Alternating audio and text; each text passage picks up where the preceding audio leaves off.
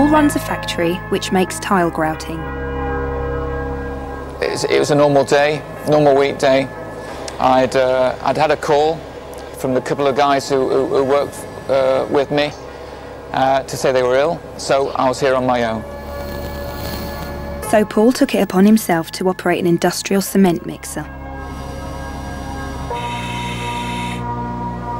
When I switched the machine on and it was unguarded, I did notice that there was powder coming up into the atmosphere, and I saw that as a danger. Cement ingredients are loaded into the mixer through an opening in its top. To stop dust blowing out, Paul covered the hole with a large sheet of cardboard. In effect, I disguised the hole, the filling area, into a piece of flooring. In doing so, I created my own man-trap. The phone rang, I ran across the floor, and my left foot stepped onto the cardboard, straight in. Paul fell, feet first, down into the mixer's drum. He sank into the cement, leaving only his head and shoulders sticking out the top. The giant blades of the machine sliced into each of his limbs. And I could clearly see that my hands were damaged badly.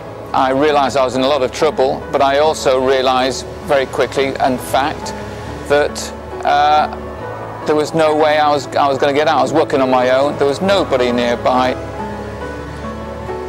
I wasn't close to death. It wasn't a clear near-death situation. I was definitely going to die. But outside the factory, a truck driver pulled up. I arrived on site, got backed in, started to unload. There's no chance I felt anybody could hear me, but you still do it. And I shouted out 3 times, if there's anybody can hear me, I need help. Mick was outside and couldn't hear Paul's cries. He was supposed to stay there for an hour while his truck was unloaded, but after 5 minutes, he came inside. I think he came along to have a chat and a cup of tea. And bless him, it's for that reason alone that I'm living now. All of a sudden I just heard this mumble from somewhere.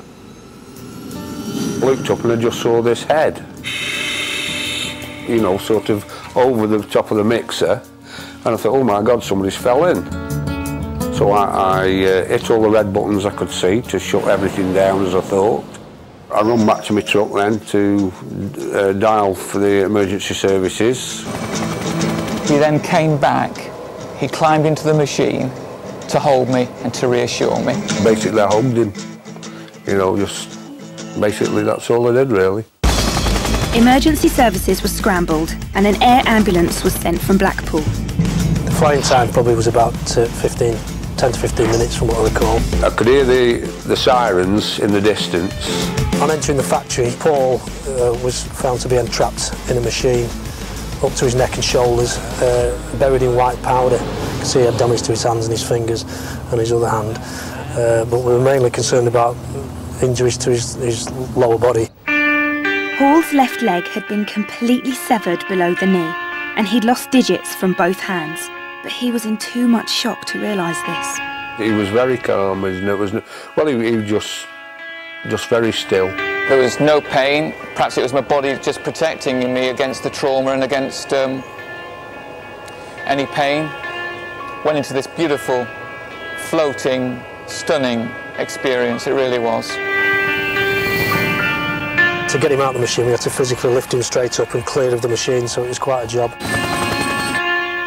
I was loaded along with my leg, although I didn't know at the time, but with bits and pieces of me, fingers and stuff, in an ice bucket from the local. He came straight from the helicopter pad into the acute theatres of Wythenshawe Hospital. He was subject to pulling and twisting of the tissues, and the cement or plaster on the tissues is in itself a chemical burn. Surgeons began with Paul's severed leg. Not all of it could be saved. You do not replant a foot that's amputated like this, but you can use it for spare parts. They saved my kneecap by closing the wound by using the sole of my foot as a flap. Below his left knee, Paul now wears an artificial limb, but the surgeons were able to save more of his right hand. On this hand, I'd lost all my fingers. They never ever actually found my little finger, but Gus replanted these 3 digits here. What is now Paul's right thumb was again recycled from his severed foot. We took the big toe and placed this on the dorsum of his right hand. Finally, surgeons transplanted more flesh, this time from Paul's back, to rebuild his left hand. Paul endured 22 hours of operations. Afterwards, a surgeon had to tell him what they hadn't managed to save. Next time I woke up was in intensive care. He explained I'd lost my leg, and I could see my hands were in cast. He said, but the hands are back on. And I started to cry, and he got quite concerned.